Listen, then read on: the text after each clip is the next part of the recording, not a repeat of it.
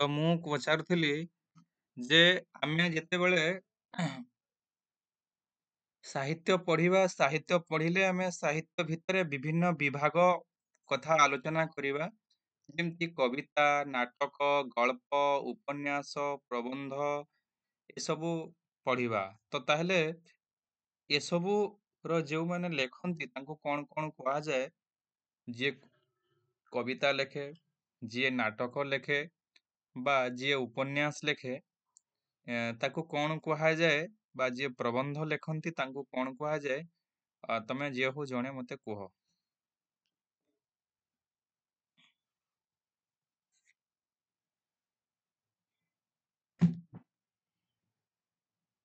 ଶୁଭୁଛି ମୋ କଥା? ହଁ ଶୁଭୁଛି। ହଁ କୁହ ସେଟା। ଯିଏ ପ୍ରବନ୍ଧ ଲେଖିଛି ତାକେ ପ୍ରାବନ୍ଧିକ, ଯିଏ ନାଟକ ଲେଖିଛି ତାହାକେ ନାଟ୍ୟକାର, ହୁଁ। ଆଉ ଯିଏ ଗଦ୍ୟ ଲେଖିଛି ତାହାକେ କବି। କିଏ କବି କହିଲା ଏଇଟା? କବି ନାଇଁ କବି କିଏ କହିଲ? ନାଇଁ କବି ନାଇଁ। କବି କିଏ କହିଲ? ମୁଇଁ ତମେ କିଏ? ଝୁମି। ହଁ ହଁ।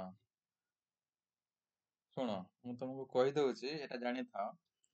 ଯିଏ କାବ୍ୟ କବିତା ଲେଖନ୍ତି ତାଙ୍କୁ କବି କୁହାଯାଏ। ଯିଏ ପ୍ରବନ୍ଧ ଲେଖନ୍ତି ତାଙ୍କୁ ଲେଖକ ବା ପ୍ରାବନ୍ଧିକ କୁହାଯାଏ। ଯିଏ ଉପନ୍ୟାସ ଲେଖନ୍ତି ତାକୁ ଔପନ୍ୟାସିକ କୁହାଯାଏ। ଯିଏ ଗଳ୍ପ ଲେଖନ୍ତି ତାଙ୍କୁ ଗାଳ୍ପିକ କୁହାଯାଏ। ଯିଏ ନାଟକ ଲେଖନ୍ତି ତାଙ୍କୁ ନାଟ୍ୟକାର କୁହାଯାଏ। ଯିଏ ଏକାଙ୍କିକା ଲେଖନ୍ତି ତାଙ୍କୁ ମଧ୍ୟ ନାଟ୍ୟକାର କୁହାଯାଏ। ବୁଝିପାରିଲ? ବୁଝିପାରିଲ? ତ ହଁ ଆଜି ଆମେ କଣ ପଢିବା? ହଁ ଆଜି ଆମେ କଣ ପଢିବା? ଇତିହାସ। ଇତିହାସ ପଢିବା। ତାହେଲେ ଇତିହାସର କଣ ପଢିବା? ନା ଏକ ପ୍ରବନ୍ଧ। ଇତିହାସ ଏକ ପ୍ରବନ୍ଧ। ତାହେଲେ ପ୍ରବନ୍ଧର ପ୍ରାବନ୍ଧିକଙ୍କ ବିଷୟରେ ପଢିବା ନିହାତି ଜରୁରୀ। ତେଣୁ ମୁଁ ତମକୁ କିଛି କଥା ପ୍ରାବନ୍ଧିକଙ୍କ ବିଷୟରେ କହିଲେ ତମେ ପ୍ରବନ୍ଧ ସମ୍ପର୍କରେ ତମମାନଙ୍କର କିଛି ଧାରଣା ବା ପ୍ରାବନ୍ଧିକଙ୍କ ସମ୍ପର୍କରେ କିଛି ଧାରଣା ଆସିପାରିବ। ତାହେଲେ ଏ ପ୍ରବନ୍ଧର ପ୍ରାବନ୍ଧିକ ହଉଛନ୍ତି କିଏ? ନା ବିଶ୍ୱନାଥ କର। ବିଶ୍ୱନାଥ କରଙ୍କର ସମୟ ହଉଛି ପିଲାମାନେ 1864 ରୁ 1934। ତମମାନଙ୍କୁ ମ୍ୟାଡାମ ପଢେଇଲା ବେଳେ ଆଧୁନିକ ଯୁଗ ସମ୍ପର୍କରେ ଯେତେବେଳେ ରାଧାନାଥ ରାୟଙ୍କ ସମ୍ପର୍କରେ ପଢଉଥିଲେ, ସେ କହୁଥିଲେ ଯେ ଆମର ପ୍ରାକ୍ ଶାଳା ଯୁଗ ଗୋଟେ ଅଛି, ବା ପ୍ରାକ୍ ଶାଳା ଯୁଗ ସମ୍ପର୍କରେ ଲୋକ ସାହିତ୍ୟ ମୁଖ୍ୟ ବିଷୟ ଥିଲା। ଶାଳା ଯୁଗରେ ଶାଳା ଦାସ ମୁଖ୍ୟ କବି। ତାପରେ ହଉଛି ପଞ୍ଚସଖା ଯୁଗ। ପଞ୍ଚସଖା ଯୁଗରେ ଜଗନ୍ନାଥ, ବଳରାମ, ଅଚ୍ୟୁତାନନ୍ଦ, ଯଶୋବନ୍ତ ଏମାନେ ସାହିତ୍ୟ ଲେଖାଲେଖି କରୁଥିଲେ। ତା ପରବର୍ତ୍ତୀ ପର୍ଯ୍ୟାୟର ଯୁଗ ହଉଛି ରୀତି ଯୁଗ। ରୀତି ଯୁଗ ବା ଯାହାକୁ କୁହାଯାଏ ମଧ୍ୟଯୁଗ, ଯାହାକୁ ଇଂରାଜୀରେ କୁହାଯାଏ ମିଡିଆଭାଲ ଲିଟରେଚର ବା ମିଡିଆଭାଲ ପିରିୟଡ। ଏ ସମୟକୁ ମଧ୍ୟଯୁଗ କୁହାଯାଏ। ଏ ସମୟରେ ଉପେନ୍ଦ୍ର ଭଞ୍ଜ, ଅଭିମନ୍ୟୁ ସାମନ୍ତ ସିଂହାର, ଧନଞ୍ଜୟ ଭଞ୍ଜ, ଦୀନକୃଷ୍ଣ ଦାସ ଏମାନଙ୍କର ସାହିତ୍ୟ କୃତି ଆମେ ଦେଖିବାକୁ ପାଇବା। ତାପରେ ହଉଛି ଆଧୁନିକ ଯୁଗ। ତମେ ଜାଣିଛ ଯେ 1803 ମସିହାରେ ଆମର ଭାରତକୁ ମାନେ ବିଶେଷ ଭାବରେ ଓଡ଼ିଶାକୁ ଆମର ଇଂରେଜ ମାନେ ଶାସନ କରିବାକୁ ଆରମ୍ଭ କଲେ। ତ ତାହେଲେ ସେଇ ସମୟଠୁ ଆମେ ତାକୁ ଆଧୁନିକ ଯୁଗ କହୁ। ତ ଆଧୁନିକ ଯୁଗର ସମୟ ହଉଛି କେତେ? ନା 1880 ମସିହାରୁ ପରବର୍ତ୍ତୀ ପର୍ଯ୍ୟାୟକୁ ଆଧୁନିକ ଯୁଗ କୁହାଯାଏ। ଆଧୁନିକ ଯୁଗ ବିଭିନ୍ନ ଭାଗରେ ବିଭକ୍ତ, ଯେମିତି ସତ୍ୟବାଦୀ ଯୁଗ, ସବୁଜ ଯୁଗ, ପ୍ରଗତିବାଦୀ ଯୁଗ, ଏମିତି। ତାପରେ ସାମ୍ପ୍ରତିକ ଯୁଗ ଏମିତି ବିଭକ୍ତ କରାଯାଏ। ଯେ ଆଧୁନିକ ଯୁଗ ହଉଛି କେତେ ନା 1880ରୁ 1909-10 ମସିହା ପର୍ଯ୍ୟନ୍ତ ଏହାକୁ ଆମେ କହିବା ଆଧୁନିକ ଯୁଗ। ବା ୟାକୁ ରାଧାନାଥ ଯୁଗ କହିବା। ତାପରେ ରାଧାନାଥ ଯୁଗ 1909ରୁ 1921କୁ ଆମେ ସତ୍ୟବାଦୀ ଯୁଗ କହିବା। 1921ରୁ 1934-35 ପର୍ଯ୍ୟନ୍ତ ଆମେ ସବୁଜ ଯୁଗ କହିବା। 1936ରୁ 1947କୁ ଆମେ ପ୍ରଗତିବାଦୀ ଯୁଗ କହିବା ଏବଂ 1947 ପରବର୍ତ୍ତୀକୁ ଆମେ ସାମ୍ପ୍ରତିକ ସାହିତ୍ୟ କହିପାରିବା। ବୁଝିପାରିଲ? ତାହେଲେ ଆମେ ଏ ବ୍ୟକ୍ତିଙ୍କୁ ଆମର ପ୍ରାବନ୍ଧିକ ବିଶ୍ୱନାଥ କରଙ୍କୁ ଆମେ କୋଉ ସମୟ ଭିତରେ ରଖିପାରିବା? ତାଙ୍କର ଜନ୍ମ ସମୟ ହଉଛି କେତେ ନା 1864 ଏବଂ ତାଙ୍କର ତିରୋଧାନ କହିଲେ ପରଲୋକ ହେଇଥିଲେ ତାଙ୍କର 1934 ମସିହା। ବିଶେଷ ଭାବରେ ସେ ସବୁଜ ଯୁଗ ଚାଲିଥିବା ପର୍ଯ୍ୟନ୍ତ ସେ ବଞ୍ଚିଥିଲେ। ତେଣୁ ଏଇ ବ୍ୟକ୍ତିଙ୍କ ଜଣେ ଭଲ ପ୍ରାବନ୍ଧିକ, ଉଚ୍ଚ କୋଟିର ପ୍ରାବନ୍ଧିକ, ଭଲ ସ୍ତମ୍ଭକାର, ଚିନ୍ତାଶୀଳ, ଜଣେ ଭଲ ପର୍ସନାଲିଟି, ଭଲ ବକ୍ତବ୍ୟ ଦଉଥିବା ବା ବକ୍ତୃତା ଦଉଥିବା ବ୍ୟକ୍ତି ହଉଛନ୍ତି କିଏ ନା ବିଶ୍ୱନାଥ କର। ତାହେଲେ ତମେ ଯେତେବେଳେ କବି ପରିଚୟ ଲେଖିବ ପ୍ରଥମେ ଯୁଗଟା ମେନସନ କରିବ ଯେ ଆଧୁନିକ ଯୁଗର ଜଣେ ବରିଷ୍ଠ ପ୍ରାବନ୍ଧିକ ବା ଜଣେ ଶକ୍ତିଶାଳୀ ବା ପ୍ରତିଭାବାନ ପ୍ରାବନ୍ଧିକ ହେଉଛନ୍ତି କିଏ ନା ବାଗ୍ମୀ ବିଶ୍ୱନାଥ କର। ବୁଝିହଉଛି? ଏମିତି ଲେଖିବ। ତାହେଲେ ବାଗ୍ମୀ ବିଶ୍ୱନାଥଙ୍କର ଓଡ଼ିଆ ସାହିତ୍ୟରେ ଜଣେ ସାରସ୍ୱତ ପ୍ରାବନ୍ଧିକ ଭାବରେ ତାଙ୍କର ଖୁବ ପରିଚୟ ରହିଛି ଏବଂ ତାଙ୍କର ଆଉ କିଛି ପରିଚୟ ହଉଛି ଯେ ସେ ଜଣେ ଭଲ ସଂଗଠକ, ଭଲ ପ୍ରାବନ୍ଧିକ, ତାପରେ ସେ ଜଣେ ଭଲ ସମାଜ ସଂସ୍କାରକ। ଇଏ ହଉଛି ତାଙ୍କର ଗୁଣ। ସେ ଜଣେ ଦେଶ ସେବକ ମଧ୍ୟ ଏବଂ ସବୁଠାରୁ ବଡ଼ କଥା ହଉଛି ସେ ଜଣେ ଉଚ୍ଚ କୋଟିର ସାହିତ୍ୟ ସମ୍ପାଦକ ବା ପତ୍ରିକା ସମ୍ପାଦକ। ବୁଝିହଉଛି? ବିଶ୍ୱନାଥ କରଙ୍କ ଦ୍ୱାରା ଲିଖିତ କିଛି ପ୍ରବନ୍ଧ ଗୁଡିକ ବା ତାଙ୍କର ସାହିତ୍ୟ କୃତି ଗୁଡିକ ଲେଖିବ। ତମେ ଫାଷ୍ଟ ଲେଖିବ କଣ? ଯୁଗ ବିଷୟରେ, ପ୍ରାବନ୍ଧିକଙ୍କର ଯୁଗ। ତାପରେ ଲେଖିବ ତାଙ୍କ ପ୍ରବନ୍ଧ ବିଷୟରେ କୋଉ ଧାରା ପ୍ରକାଶ ପାଏ। ବିଶେଷ ଭାବରେ ବିଶ୍ଳେଷଣାତ୍ମକ ପ୍ରବନ୍ଧ ଲେଖନ୍ତି ଏବଂ ଚିନ୍ତାଶୀଳ ପ୍ରବନ୍ଧ ଲେଖନ୍ତି ବାଗ୍ମୀ ବିଶ୍ୱନାଥ କର। ଏଟା ଲେଖିବ। ଜଣେ ଚିନ୍ତାଶୀଳ ଏବଂ ବିଶ୍ଳେଷଣାତ୍ମକ ପ୍ରବନ୍ଧ ଲେଖୁଥିବା ବ୍ୟକ୍ତିତ୍ବ ହଉଛନ୍ତି ବାଗ୍ମୀ ବିଶ୍ୱନାଥ କର।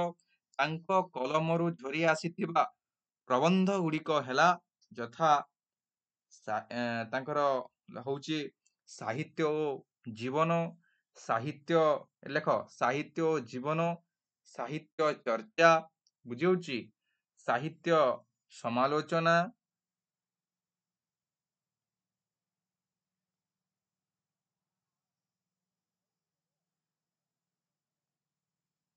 ସାହିତ୍ୟ ସମାଲୋଚନା, ତାପରେ ଅନଧିକାର ଚର୍ଚ୍ଚା, ଭାଷା ଚର୍ଚ୍ଚା, ସ୍ୱାଧୀନ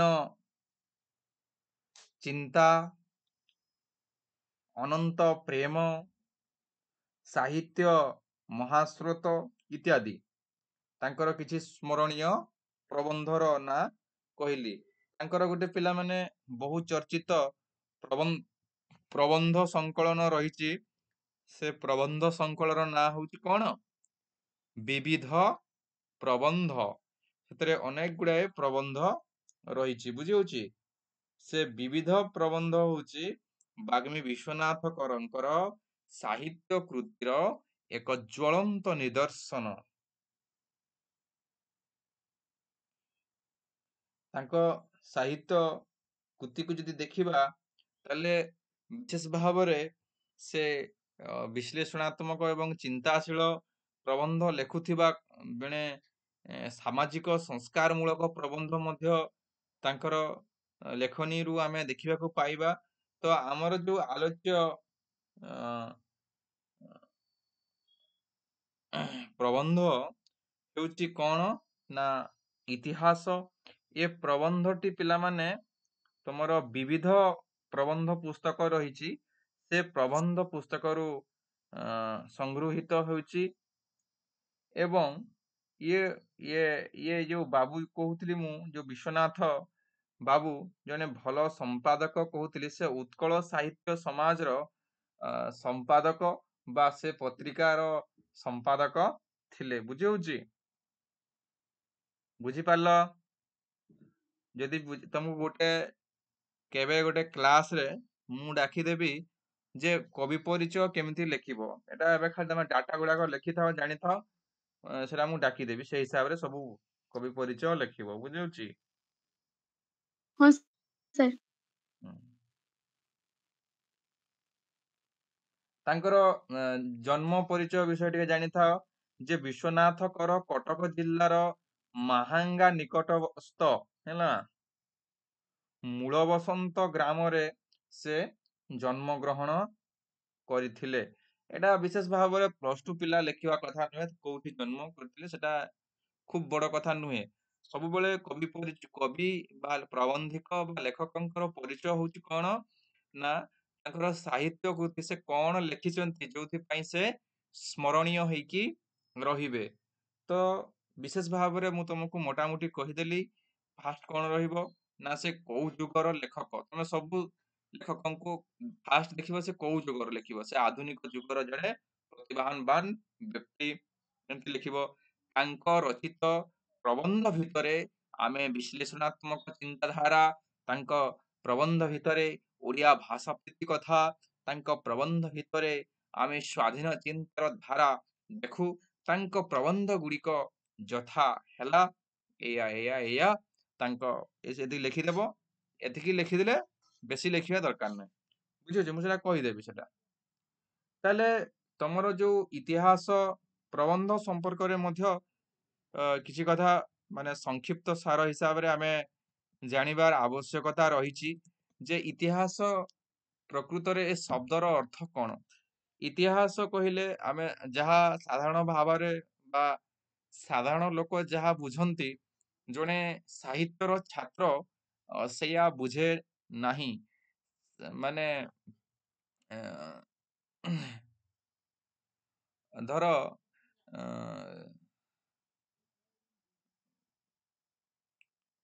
ଯେମିତି ଗୋଟେ ବସ୍ କହିଲେ ଯାହା ଗୋଟେ ସାଧାରଣ ଲୋକ ବୁଝେ, ଜଣେ ପାଠ ପଢିଥିବା ଲୋକ ତାହା ବୁଝେ ନାହିଁ, ସେ ଆଉ ଟିକେ ଭିତରକୁ ବୁଝେ। ତେଣୁକରି ଇତିହାସ କହିଲେ ସାଧାରଣ ଲୋକ ଯାହା ବୁଝନ୍ତି ସେଇଆ ପ୍ରକୃତରେ ଆମେ ଛାତ୍ର ମାନେ ବୁଝିବା କଥା ନୁହେଁ। ଛାତ୍ର ମାନେ କଣ ବୁଝିବା ଦରକାର ନା ଇତିହାସ ଶବ୍ଦ କଣ। ଇତି କହିଲେ ତମେ ମାନେ ଜାଣିଛ ଯେ ଇତିହାସ କହିଲେ ତ କଣ ନା ଅତୀତର କଥା ଯୋଉ ପୁସ୍ତକରେ ପାଉ ଆମେ ତାକୁ ଇତିହାସ ବହି ବୋଲି କହୁ। ତମେ ମାନେ ନବମ ଦଶମ +2 ଫାର୍ଷ୍ଟ ଇୟରରେ ପଢିଥିବ ଇତିହାସ ଗୋଟେ ପାଠ ଅଛି ଯୋଉଥିରେ ଖାଲି ମାନେ ଘଟି ଯାଇଥିବା ଘଟଣା ଲେଖା ଯାଇଛି। ଆଗରୁ ଘଟି ଯାଇଥିବା ଘଟଣା, ବିଶ୍ୱଯୁଦ୍ଧ ହଉ, ପ୍ରଥମ ବିଶ୍ୱଯୁଦ୍ଧ ହଉ, ଦ୍ୱିତୀୟ ବିଶ୍ୱଯୁଦ୍ଧ ହଉ, ପ୍ରଥମ ପାନିପତ ଯୁଦ୍ଧ ହଉ, ଦ୍ୱିତୀୟ ପାନିପତ ଯୁଦ୍ଧ ହଉ, ଇଷ୍ଟ ଇଣ୍ଡିଆ କମ୍ପାନୀ ହଉ, ଏସବୁ ତମେ ଜାଣିଛ। କିନ୍ତୁ ଇତିହାସ ଶବ୍ଦ ଗୋଟେ ଗୁରୁତ୍ୱପୂର୍ଣ୍ଣ ଶବ୍ଦ, ବ୍ୟାପକ ଶବ୍ଦ, ଯୋଉ ଶବ୍ଦ ଭିତରେ ଆମେ ଅନେକ କଥା ବୁଝିପାରିବା। ଯେ ଇତିହାସ କହିଲେ କଣ ନା ଅତୀତର ଘଟଣା ଯାହାକୁ ଆମେ ତର୍ଜମା କରିବାର ଆବଶ୍ୟକତା ରହିଛି। ଯାହା ଇତିହାସ ଏହା କୁହେ ଯେ ଯାହା ଘଟି ଯାଇଛି, ଯାହା ପୂର୍ବରୁ ଘଟି ଯାଇଛି, ଯଦି ଭଲ ଜିନିଷ ଘଟଣା ଘଟି ଯାଇଛି ତାହେଲେ ତାକୁ ତମେ ଗ୍ରହଣ କର, ମାନେ ତାକୁ ତମେ ନିଜ ଭିତରକୁ ଆଣ। ଯଦି ଖରାପ ଜିନିଷ ହେଇଛି ତାକୁ ପରିହାର କର, ଜୀବନରେ ଆଉ ତାକୁ ବୃତ୍ତି କର ନାହିଁ। ସେଥିପାଇଁ ଆମେ ଇତିହାସ ପଢୁ। ଯେ ବିଶ୍ୱଯୁଦ୍ଧ ହେଲା, ଦ୍ୱିତୀୟ ବିଶ୍ୱଯୁଦ୍ଧ ଏବଂ ହିରୋସୀମା ଏବଂ ନାଗାସାକିରେ ଜାପାନର କଣ ହେଲା? ଜର୍ମାନୀ ପରମାଣୁ ବୋମା ପକେଇଦେଲା। ଯାହା ଫଳରେ ଆଜି ପର୍ଯ୍ୟନ୍ତ 100 ବର୍ଷ 50 ବର୍ଷ ପର୍ଯ୍ୟନ୍ତ ସେଠିକାରେ ବିକଳାଙ୍ଗ ଛୁଆ ଜନ୍ମ ହଉଛନ୍ତି। ସେ ପରମାଣୁ ବୋମାର ଏତେ ବିଷାକ୍ତ ଗ୍ୟାସ ରହିଛି ଯେ, ତେଣୁକରି ସେ ଏଟା ଯେତେବେଳେ ଇତିହାସରେ ଲିପିବଦ୍ଧ ହଉଛି, ସେ ଭୁଲ ଆଉ ପୁନରାବୃତ୍ତି ହବ ନାହିଁ ବା ସେଇ ଭୁଲ ଆଉ ରିପିଟେସନ ହବ ନାହିଁ ବୋଲି ଏସବୁ ଜିନିଷ ପଢିବାର ଆବଶ୍ୟକତା ରହିଛି। ତେଣୁ ଆମେ ଇତିହାସ ଶବ୍ଦ ବିଷୟରେ କିଛି କଥା ଜାଣିଲେ ତ ତାହେଲେ ଆମେ ପ୍ରବନ୍ଧ ଆଡକୁ ଯିବା। ବିଶେଷ ଭାବରେ ପ୍ରବନ୍ଧ କଣ କହୁଛି, ପ୍ରବନ୍ଧ ଇତିହାସ ପ୍ରବନ୍ଧ ମାଧ୍ୟମରେ ବିଶ୍ୱନାଥଙ୍କର କଣ କହୁଛନ୍ତି ସେଟା ସଂକ୍ଷିପ୍ତ ଟିକେ ଜାଣିଦବା। ମୁଁ କହିଦିଏ ଯାହା ଅଛି। ଯେ ସେ କହୁଛନ୍ତି କଣ ନା, ଇତିହାସ ମାନବ ସମାଜର ଇତିବୃତ୍ତ ଚିହ୍ନିତ କରିଥାଏ। ଯେ ଇତିହାସ କଣ କରିଥାଏ ବୋଲି ସେ କହୁଛନ୍ତି ନା, ମାନବ ସମାଜର, ଏ ସମଗ୍ର ପୃଥିବୀର ମାନବ ସମାଜର ଇତିବୃତ୍ତ ମାନେ ଆଗରୁ ଘଟି ଯାଇଥିବା ଘଟଣାର ସବୁ ଜିନିଷକୁ ସେ ଲିପିବଦ୍ଧ କରିଥାଏ। ଗୋଟିଏ ଜାତିର ମାନେ ଆମ ଓଡିଆ ଜାତି ହଉ, ବଙ୍ଗାଳୀ ଜାତି ହଉ, ଅ ତେଲୁଗୁ ଜାତି ହଉ, ହେଲା, ଭାବଭୂମି ଇତିହାସରୁ ଆକଳନ କରାଯାଏ। ଯେ ଗୋଟିଏ ଜାତି କେତେ ସମୃଦ୍ଧ ଥିଲା, ତାର ଇତିହାସକୁ ଆମେ ଯେତେବେଳେ ପଢିବା, ସେ ସମୟରେ ଆମେ ଜାଣିପାରିବା ଜାତି ପ୍ରକୃତରେ ଦୁର୍ବଳ ନା ଜଣେ ସବଳ ଜାତି। ଆମର ଯେମିତି ଆମେ ପଢୁ ଯେ ଆମର ପୂର୍ବଜ, ଆମର ପୂର୍ବପୁରୁଷ ଯଥା କପିଳେନ୍ଦ୍ର ଦେବ ଗଙ୍ଗା ଠାରୁ ଗୋଦାବରୀ ପର୍ଯ୍ୟନ୍ତ ଓଡ଼ିଶାର ରାଜସୀମା ବିସ୍ତାର କରିଥିଲେ ବୋଲି ଆମେ ଗର୍ବ କରୁ। ଆମର ପୂର୍ବପୁରୁଷ ଜଗନ୍ନାଥ ମନ୍ଦିର ଭଳିଆ ମନ୍ଦିର, କୋଣାର୍କ ମନ୍ଦିର ଭଳିଆ ମନ୍ଦିର, ଅ, ଲିଙ୍ଗରାଜ ମନ୍ଦିର ଭଳିଆ ମନ୍ଦିର ନିର୍ମାଣ କରିଛନ୍ତି। ଏଇଥିପାଇଁ ଆମେ ଗର୍ବ କରୁ। ତାର କାରଣ ହଉଛି କଣ ନା, ଯେ ଆମର ଓଡିଆ ଜାତି ଦିନେ ସମୃଦ୍ଧ ଥିଲା, ସମୃଦ୍ଧଶାଳୀ ଥିଲା। ଆମେ ତାର ପରିଚୟ ଆମର ଇତିହାସରୁ ପାଉ। ଆମର ଧର୍ମପଦ ଭଳି ଲୋକ ଯେ କି 1200 ଲୋକଙ୍କ ପାଇଁ ନିଜର ଜୀବନକୁ ବଳିଦାନ ଦେଇପାରୁ, ଏମିତି ଆମର ଇତିହାସ ଅଛି। ଏମିତି ଏକ ଗୌରବମୟ ଇତିହାସକୁ ଆମ ଓଡିଆ ଜାତି ବହିକି ରଖିଛି। ତାହେଲେ ଆମେ କଣ ଜାଣିପାରିବା ନା, ଇତିହାସରୁ ଆମର ଜାତିର ସମୃଦ୍ଧି, ଜାତିର ସ୍ୱାବଲମ୍ବିତା, ଜାତିର ଅସ୍ତିତ୍ୱକୁ ଆମେ ଜାଣିପାରିବା। ତେଣୁ ସେ କହୁଛନ୍ତି କଣ, ତେଣୁ ସଭ୍ୟତା ଓ ସମାଜର ବିକାଶରେ ଇତିହାସର ଭୂମିକା ଗୁରୁତ୍ୱପୂର୍ଣ୍ଣ। ଯେ ସଭ୍ୟତା ଆଗରୁ କିଭଳି ଭାବରେ ଥିଲା, ତମମାନେ ଜାଣିଥିବ, ହରପ୍ପା ସିନ୍ଧୁ ସଭ୍ୟତା, ମହେଞ୍ଜୋଦାର ସଭ୍ୟତା, ଆମର ନୃ ସଭ୍ୟତା ଯେମିତି ଥିଲା, ଯେ ଆମେ ଆସ୍ତେ ଆସ୍ତେ ବିକଶିତ ହେଇକି ପ୍ରଥମେ ଆମେ ନିଆଁ ଜାଳିବା ଶିଖିନଥିଲା, ପରବର୍ତ୍ତୀ ସମୟରେ ବର୍ତ୍ତମାନ ଆମ ସମାଜ କେତେ ଅଗ୍ରଗତି କରିଛି, ଆମ ସଭ୍ୟତା ଆମେ କେତେ ସଭ୍ୟ ହେଇଛେ। ଆମେ ମାନେ ବକଳ ପିନ୍ଧିକି ଜଙ୍ଗଲରେ ବୁଲୁଥିଲା, ବର୍ତ୍ତମାନ ଆମେ ପ୍ୟାଣ୍ଟ ସାର୍ଟ ତିଆରି କରିକି, ଏରୋପ୍ଲେନ ତିଆରି କରିକି, କାର ବସ୍ ତିଆରି କରି ଆମେ ଯାତାୟାତ କରୁଛି। ତାହେଲେ ଆମର ସଭ୍ୟତା କଣ ହଉଛି ନା, ଗୋଟେ ବିକାଶରେ ଚାଲିଛି, ମାନେ ଆଗକୁ ଆଗକୁ ବଢି ଚାଲିଛି। ତେଣୁ ଏ ସଭ୍ୟତାର ବିକାଶ, ଏ ସଭ୍ୟତାର ବିବର୍ତ୍ତନକୁ ଆମେ ଲକ୍ଷ୍ୟ କରିପାରିବା କୋଉଥିରୁ ନା, ଇତିହାସରୁ ଜାଣିପାରିବା। ଇତିହାସ କେବଳ ରାଜା, ରାଜପୁରୁଷ ବା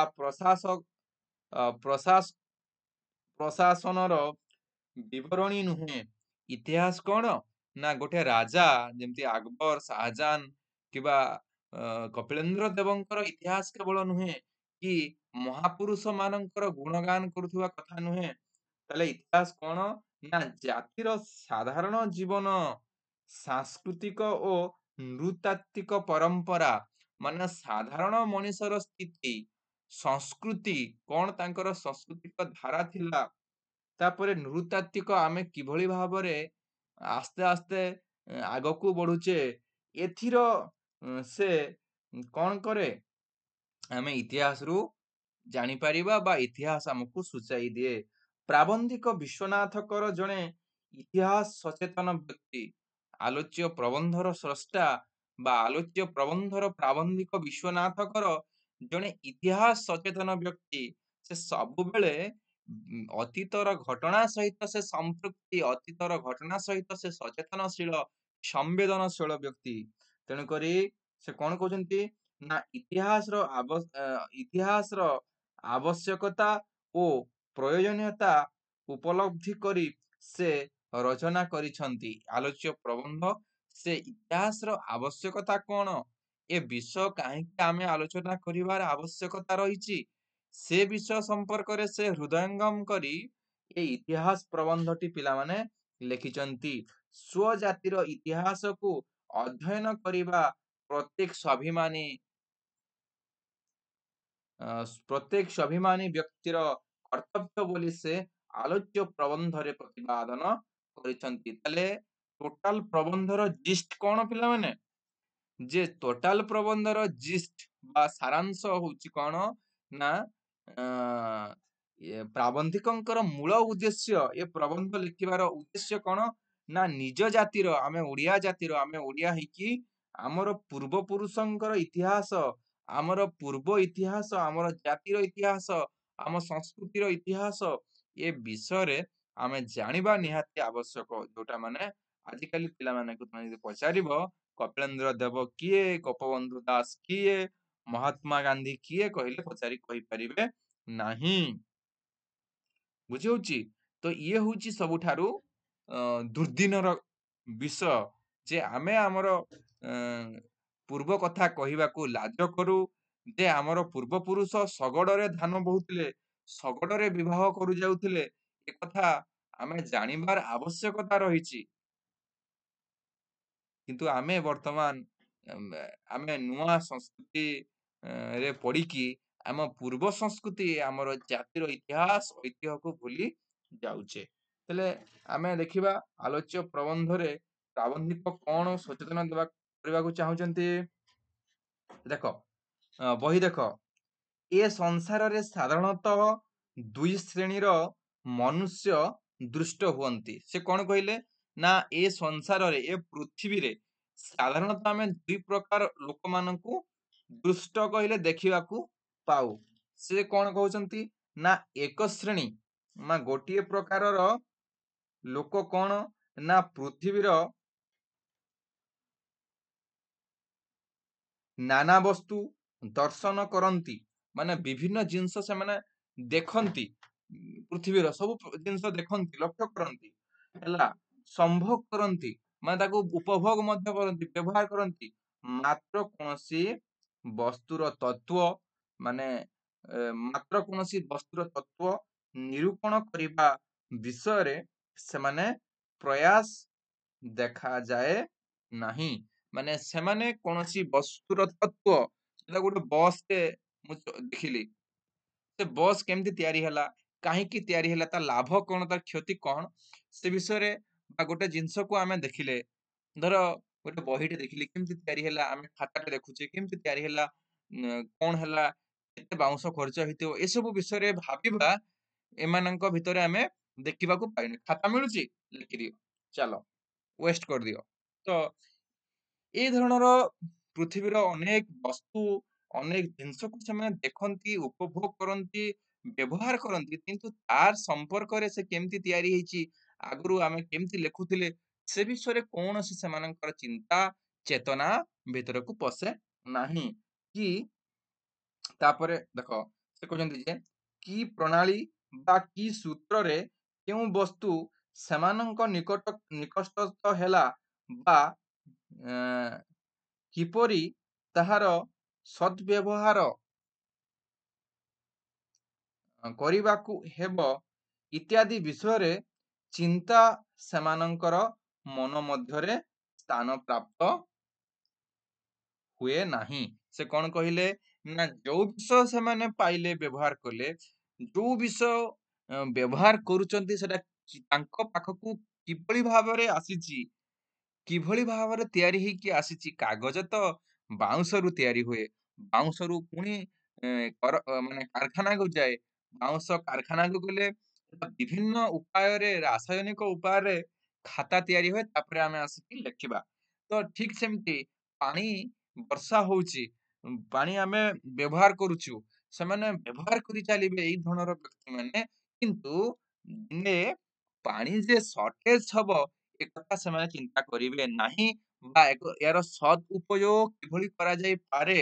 ଆମ ପାଖରେ ଗୋଟେ ମୋବାଇଲ ଅଛି, ଆମ ବାପା ମାନେ କେମିତି ମୋବାଇଲ ଦେଇଛନ୍ତି, କାହିଁକି ଦେଇଛନ୍ତି, ଆମର ଛୁଆମାନେ ଚିନ୍ତା କରିବେ ନାହିଁ। ଯଦି ମୋବାଇଲ ଦେଇଛନ୍ତି ତାହେଲେ ଇନଷ୍ଟାଗ୍ରାମ ଖୋଲ, ଫେସବୁକ୍ ଖୋଲ, ୟୁଟ୍ୟୁବ ଖୋଲ, ଚଲାଅ।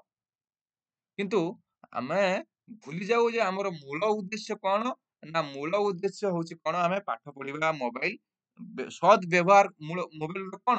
ଆମେ ତାକୁ ଗୋଟେ ଅସୁବିଧା ସମୟରେ ଫୋନ କରିବା, କିମ୍ବା ଆମେ ଯଦି କିଛି ଜିନିଷ ବୁଝି ନ ପାରିଲା ତାକୁ କିଛି ନେଟରୁ ଖୋଜିବା, ନହେଲେ ତ ଆମେ ଯୋଉ ଅନଲାଇନ ଯଦି କ୍ଲାସ ହଉଛି ତାହେଲେ ଅନଲାଇନ କ୍ଲାସ କରିବା। ବୁଝି ହଉଛି? କିନ୍ତୁ ଆମେ ସେ ଜିନିଷ ଚିନ୍ତା ନ କରୁ ବା ଏଇ ଧରଣର ଲୋକମାନେ କିଛି ଚିନ୍ତା କରନ୍ତି ନାହିଁ ଯେକୌଣସି ବିଷୟ। ସେମାନେ ତାଙ୍କ ପାଖକୁ କିପରି ଆସିଲା, ତାହା କିଭଳି କେବେ ଖତମ ହେଇଯିବ, କେତେ ଦିନ ତାକୁ ଆମେ ବ୍ୟବହାର କରିବା, କିଭଳି ଭାବରେ ବ୍ୟବହାର କଲେ ତାର ସଦୁପଯୋଗ ହବ, ଏ ସମୟରେ ତାଙ୍କର କିଛି ଧାରଣା ନାହିଁ। ସେମାନେ ଖାଲି ବ୍ୟବହାର କରି ଚାଲନ୍ତି। ବିଷୟର ପୃଥିବୀକୁ ଯାହା ଦେଖିଲେ ତାକୁ ଦେଖି ଚାଲନ୍ତି, ତାଙ୍କ ବିଷୟରେ କିଛି ଚିନ୍ତା ଚେତନା ତାଙ୍କର ନାହିଁ। ତାପରେ ଆଉ ଗୋଟେ ପ୍ରକାରର ବ୍ୟକ୍ତି ମାନଙ୍କୁ, ତାଙ୍କୁ ମୁଁ କହିଦଉଛି ଗୋଟେ ନଛୋଡ ବନ୍ଧା ଧର, ମାନେ ଖାମଖିଆଲି ଭାବୁଥିବା ଲୋକ। ଅପର ଶ୍ରେଣୀର ବ୍ୟକ୍ତିମାନେ ହଉଛନ୍ତି କଣ?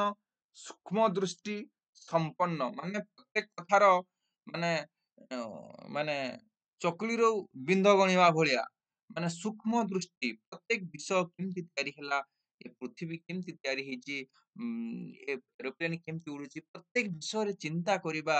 ଏ ଲ୍ୟାପଟପ କେମିତି ତିଆରି ହେଲା, ଏ କାନ୍ଥ କେମିତି ତିଆରି ହେଲା, ତାର କଣ କେତେ କଷ୍ଟ ଲାଗିଥିବ, କେତେ ଏସବୁ ବିଷୟରେ ଚିନ୍ତା କରନ୍ତି। ସେମାନେ ସୂକ୍ଷ୍ମ ଦୃଷ୍ଟି, ପ୍ରତ୍ୟେକ କଥାକୁ ସେମାନେ ଚିନ୍ତା କରନ୍ତି। ତାହେଲେ ତାକୁ କଣ ହେଲା? ତାପରେ କଣ କହୁଛନ୍ତି? ଚିନ୍ତାଶୀଳ, ସେମାନେ ପ୍ରତ୍ୟେକ ବିଷୟରେ ଚିନ୍ତା କରନ୍ତି। ଏହି ଶ୍ରେଣୀର ଲୋକମାନଙ୍କର ଦ୍ଵାରା ପୃଥିବୀର ନାନାବିଧ ଉନ୍ନତି ସଂସାଧିତ ହୁଏ। ଯେ ଏଇ ଧରଣର ଲୋକମାନଙ୍କ ଦ୍ଵାରା ପୃଥିବୀରେ ଯେତିକି ବିକାଶ କାମ ହଉଛି, ଉନ୍ନତି ଜିନିଷ ହଉଛି, ତାହେଲେ ସେଟା ସାଧିତ ହଉଛି। ତମେ ଦେଖିଥିବ ଯେ ମାନେ ଆଗରୁ ଫ୍ୟାନ ର ସୁଇଚ ଦେବାକୁ ପଡୁଥିଲା। ତାପରେ ଚିନ୍ତା କଲେ, ଗୋଟେ ଜଣେ ବ୍ୟକ୍ତି ଚିନ୍ତା କରିଥିବେ ଯେ କେତେ ଶୋଇଥିବା ସମୟରେ ଉଠିକି ପୁଣି ଯାଇକି ତାକୁ ଫ୍ୟାନ ଟା ଚଲେଇବାକୁ ପଡିବ। ଏବେ ରିମୋଟ ସିଷ୍ଟମ ଆସିଗଲା। ତାପରେ ତମେ ଦେଖିଥିବ ଯେ ଆଗରୁ କାର ଗୁଡାକର ଡୋର ମାନେ ଚାବିରେ ଖୋଲିବାକୁ ପଡୁଥିଲା। ତମେ ଦେଖିଥିବ ଟ୍ରକ୍ ବସ ର ଲକ୍ ଗୁଡାକ ସବୁ ଚାବିରେ ଖୋଲାଯାଏ। କିନ୍ତୁ ଏବେ ତମେ ଯଦି ଚାବି ପକେଟରେ ଧରିଛ, ଅଟୋମେଟିକ ଡୋର ଖୋଲିଯିବ। ତ ଏଇଟା କେମିତି ହେଇଛି? ନା ଆମମାନେ ଗୋଟେ ବିଷୟରେ ଚିନ୍ତା କରିବା, କେମିତି ଏଟା ମାନେ କବାଟ ଟା ଖୋଲିବ, ଆମେ ମାନେ ସେ ଚାବିକୁ ଧରିଦେଲେ ରିମୋଟ ଦ୍ଵାରା କେମିତି ଅଟୋମେଟିକ ଖୋଲିଯିବ। ତ ଏସବୁ ଚିନ୍ତା ଆଗରୁ ଆମେ ଛାତ ପକଉଥିଲେ, ଲୋକମାନେ ଧାଡି ହେଇକି ଠିଆ ହଉଥିଲେ, ତାପରେ କହିକି ପକଉଥିଲେ। ଏବେ ଲିଫ୍ଟ ଆସିଗଲା। ତ ଏଟା କେମିତି ତିଆରି ହେଇଛି? ନା ଗୋଟେ ବ୍ୟକ୍ତିର ଚିନ୍ତା ହେତୁ ଏ ହଉଛି ଆମର ମାନବ ସଭ୍ୟତାର ଉନ୍ନତିରେ ସାହାଯ୍ୟ କରୁଛି। ତ ଏଇ ଶ୍ରେଣୀ ବ୍ୟକ୍ତି ମାନଙ୍କ ଦ୍ଵାରା କଣ ହୁଏ? ମାନବର ଉନ୍ନତି ସାଧିତ ହୁଏ ବୋଲି କୁହାଯାଉଛି। ତାପରେ କଣ? ପ୍ରକୃତ ପକ୍ଷେ ପ୍ରକୃତ ପକ୍ଷେ ଏଇ ଚିନ୍ତାଶୀଳତା, ସୂକ୍ଷ୍ମ ଦୃଷ୍ଟି ବା ତତ୍ଵ ନିରୂପଣ ପ୍ରୟାସ ହିଁ ପ୍ରୟାସ ହିଁ ମନୁଷ୍ୟ ର ବିଶେଷ ଲକ୍ଷଣ। ଯେ ଆମେ ମନୁଷ୍ୟ କାହାକୁ କହିବା? ନା ପ୍ରତ୍ୟେକ ବିଷୟର ତତ୍ଵ ଦୃଷ୍ଟି ହେବା, ପ୍ରତ୍ୟେକ ବିଷୟକୁ ସୂକ୍ଷ୍ମ ଦୃଷ୍ଟିରେ ଅନୁଶୀଳନ କରିବା, ପ୍ରତ୍ୟେକ ବିଷୟରେ ଚିନ୍ତା କରିବା, ଇଏ ହଉଛି ଗୋଟେ ଉତ୍ତମ ମଣିଷର କଣ କହୁଛନ୍ତି? ଲକ୍ଷଣ ବୋଲି ସେ କହୁଛନ୍ତି। ଏହାରି ପ୍ରଭାବରେ ମାନବ ସମାଜରେ ବୈଷୟିକ ଓ ଆଧ୍ୟାତ୍ମିକ ସର୍ବବିଧ ଉନ୍ନତି ସାଧିତ ହୁଏ। ମାନେ ସଂସାଧିତ ହୋଇଛି। ଯେ ଏଇଭଳି ବ୍ୟକ୍ତି ମାନଙ୍କ ଦ୍ଵାରା, ଯୋଉମାନେ ଚିନ୍ତା କରନ୍ତି, ଯୋଉମାନେ ଭାବନ୍ତି, ଏହାଙ୍କ ଦ୍ଵାରା ଏ ମାନବ ସମାଜର ବୈଷୟିକ କହିଲେ ଟେକ୍ନିକାଲ, ଆମେ ଯୋଉ ଇଞ୍ଜିନିୟରିଂ କଥା କହୁଛେ, ଜାହାଜ, ଏରୋପ୍ଲେନ, କାର, ବସ୍, ଏ କଥା ଯୋଉ କହୁଛେ। ଆଉ ଆଧ୍ୟାତ୍ମିକ କହିଲେ ଆମର ଯୋଉ ଭକ୍ତି ମାର୍ଗରେ, ଆମେ ଭକ୍ତି ମାର୍ଗରେ ବିଭିନ୍ନ କଥା ହଉ, ବିଭିନ୍ନ ଧାରଣା କଥା ହଉ, ଯୋଗ କଥା ହଉ, ଏସବୁ ଚିନ୍ତାଶୀଳ ବ୍ୟକ୍ତିମାନଙ୍କ ଦ୍ୱାରା ସଂସାଧିତ ହେଇଛି ବା ସମ୍ଭବ ହେଇଛି ବୋଲି ସେ କହୁଛନ୍ତି। ବୁଝିହଉଛି? ତାପରେ କଣ କହିଲେ? ଜଣେ ଚିନ୍ତାଶୀଳ ପଣ୍ଡିତ କହିଛନ୍ତି, କଣ କହିଛନ୍ତି? Of the universal mind is individual man is an ଇନକ୍ରେସନ।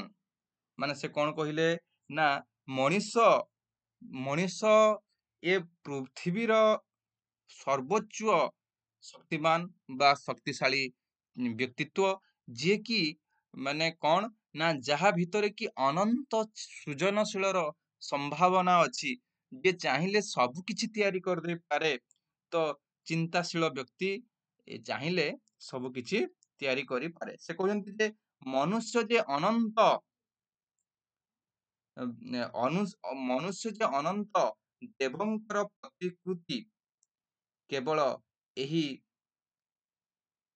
ଶେଷୋକ୍ତ ଶ୍ରେଣୀର ମନୁଷ୍ୟ ମାନଙ୍କ ପ୍ରତି ଦୃଷ୍ଟି ନିକ୍ଷେପ କଲେ ତାହା ହିଁ ବୁଝାଯାଏ ଯେ ମନୁଷ୍ୟ ଯେ ଅନନ୍ତ ସମ୍ଭାବନାର, ମାନେ ମନୁଷ୍ୟ ପାଖରେ ଯେ ସବୁ କିଛି ସମ୍ଭବ, ଏକଥା ଆମେ ଏଇ ଯୋଉ ବ୍ୟକ୍ତି ମାନଙ୍କର ଏ ଚିନ୍ତାଶୀଳ ଯୋଉ ଦ୍ୱିତୀୟ ପ୍ରକାର ବ୍ୟକ୍ତି ମାନଙ୍କୁ ଦେଖିଲେ ବା ଅନୁଶୀଳନ କଲେ ଆମେ ଜାଣିପାରିବା ବୋଲି ସେ କହୁଛନ୍ତି।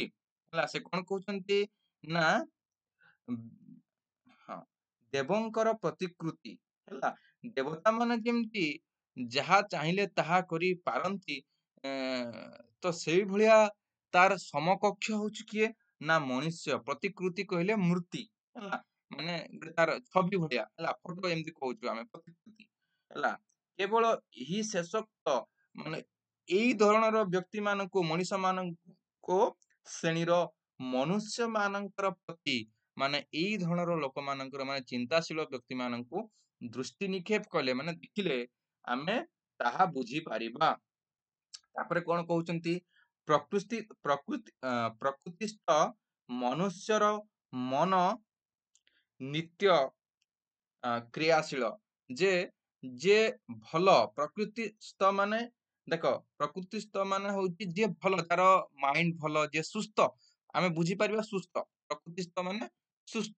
ସୁସ୍ଥ ବ୍ୟକ୍ତି ମନୁଷ୍ୟର ବା ସୁସ୍ଥ ମନୁଷ୍ୟର ମନ ନିତ୍ୟ କ୍ରିୟାଶୀଳ, ମାନେ ପ୍ରତ୍ୟେକ ଦିନ ନୂଆ ନୂଆ କଥା ଚିନ୍ତା କରେ, ମାନେ ଚିନ୍ତା କରି ଚାଲେ। ହେଲା, ଅନନ୍ତ ଅନନ୍ତ ପ୍ରକୃତି ସଙ୍ଗେ ତାହାର ନିତ୍ୟ ଯୋଗ, ଯେ ସବୁବେଳେ କିଭଳି ଭାବରେ ଆଗକୁ ଗତି କରିବ, ମାନେ କିଭଳି ଭାବରେ ନୂଆ କଥା ତିଆରି ହେଇପାରିବ, ନୂଆ କିଛି କରାଯାଇ ପାରିବ, ଏ କଥା ସେ ସବୁବେଳେ ଭାବେ। ଯେ ଯେ ବର୍ତ୍ତମାନର ଯିଏ ବର୍ତ୍ତମାନର ଜୀବ ହୋଇ ସୁଦ୍ଧା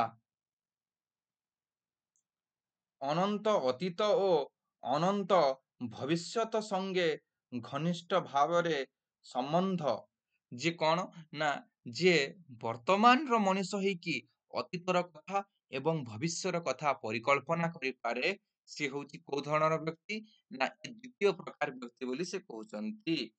ଏ ସମ୍ବନ୍ଧ ଏ ଅ,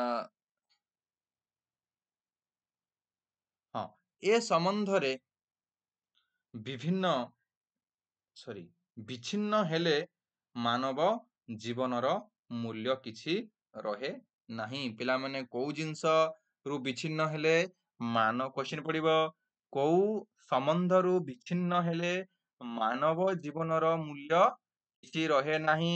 କୋଉ ବିଷୟରୁ? ଯେ ବର୍ତ୍ତମାନରେ, ଅନନ୍ତ ଅତୀତ ଓ ଅନନ୍ତ ଭବିଷ୍ୟତ।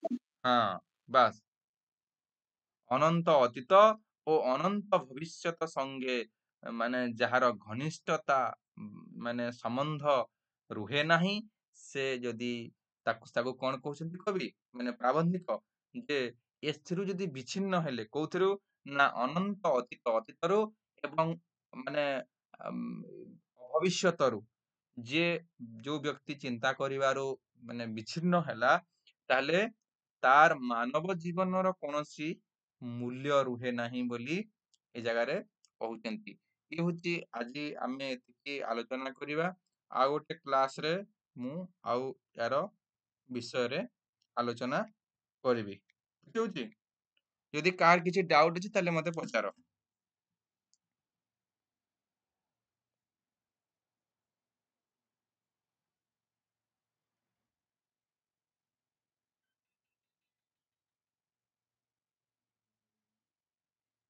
कार किछि यदि डाउट अछि ताले पचारि पारो।